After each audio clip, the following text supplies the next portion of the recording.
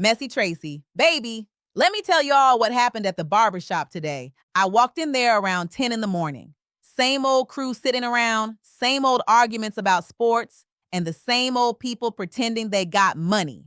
Everything was normal until this new barber walked through the door. Now, when I say confident, I mean too confident.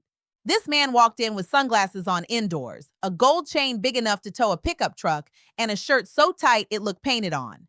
The owner said, "Everybody, this is Reco. He'll be cutting with us starting today." Before the owner could finish his sentence, Reco jumped in and said, "Not cutting, improving. This shop about to level up." Baby, I looked around and everybody had the same face. "Who is this fool?" Reco shook everybody's hand and started talking trash immediately. He said, "I ain't gonna lie. Half these haircuts I seen in here look like crimes." The room got quiet. One barber stopped cutting and looked up. Another barber put his clippers down. I said to myself, Lord, this man ain't gonna make it through lunch. But Reco wasn't done. He started pointing at people's heads. He said, "Who cut him?" The barber raised his hand. Reco said, "I would have fixed that." Then he pointed at another customer. "Who cut him?" Another barber raised his hand. Reco shook his head. "I would have fixed that too." Baby, the owner was turning red. Then Reco started flirting with every woman that walked in. A lady came in with her son. Reco said, "Good morning, beautiful."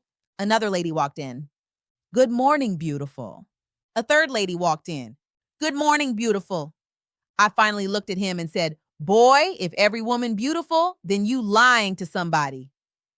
The whole shop started laughing. Reco didn't like that. He looked at me and said, "You must be Tracy." I said, "And you must be unemployed in 3 hours."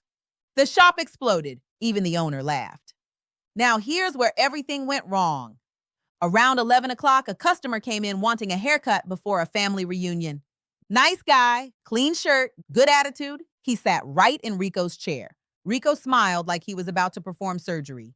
He put the cape on, turned the clippers on, started talking and talking and talking. This man talked more than he cut. Every 5 seconds, he was bragging. "I got celebrity clients. I got athletes. I got influencers. I got VIP customers." Finally, one barber said, "Can you get this man a haircut before he become a celebrity himself?" Baby, everybody laughed except Reco. He was too busy admiring himself in the mirror. Then it happened. The customer looked up.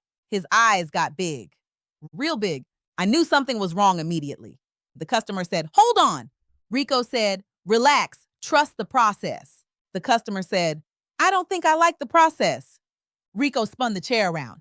Baby, I almost fell out mine. This man's hairline was halfway to Colombia. I ain't never seen nothing like it. The man looked permanently surprised, like somebody had just told him aliens landed in Rock Hill. The entire shop went silent. Then one barber started laughing. Then another. Then another. Next thing you know, the whole shop was in tears. People were bent over laughing. One customer had to walk outside. Another man was recording with his phone. Reco kept saying, "It's a modern style." Modern style? Boy, that man's forehead looked like a movie theater screen. The customer stood up and looked in the mirror. And he said, "Modern style? I look like I'm worried about something that ain't even happened yet." The shop lost it again. Now the owner stepped in. He looked at the haircut, looked at Reco, looked back at the haircut. Then he asked the customer, "You want me to fix it?" The customer said, "Can you fix 6 inches?" Baby, I almost stopped breathing. At this point, Reco was getting mad. He started blaming the clippers, then he blamed the lighting, then he blamed the mirror, then he blamed the chair. I said, "The chair ain't cut that man's hairline." Everybody laughed again. The owner finally pulled Reco aside.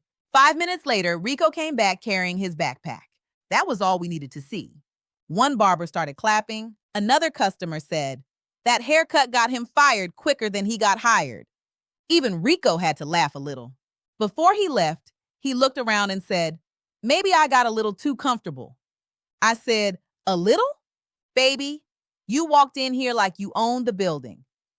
The owner shook his hand and told him good luck. And just like that, he was gone. Now here's the lesson. Some people spend so much time trying to impress everybody that they forget to do the actual work. Talking don't make you talented. Bragging don't make you successful. And confidence without skill can get you embarrassed real